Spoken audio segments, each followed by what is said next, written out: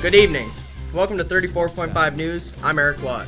And I'm Raymond Sparrow. And tonight's news, our on-the-field reporter, Raymond Sparrow, has an exclusive segment about global warming.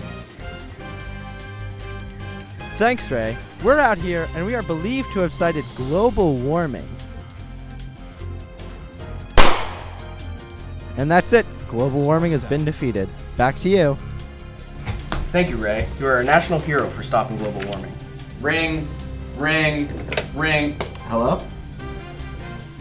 Okay. Alright, we'll record it. This just in.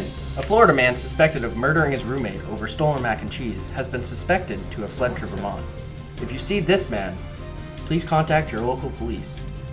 Now, to Silas with the weather.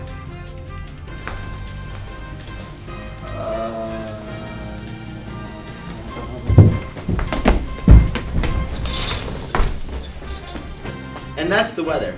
Next up, an exclusive interview with Officer Eric. To you, Silas. Oh, Shelby traffic Priuses! Everything's wrong. The economy is failing. Thanks, Silas. And coming up next, an all-new session of Grumpy Cats Podcast.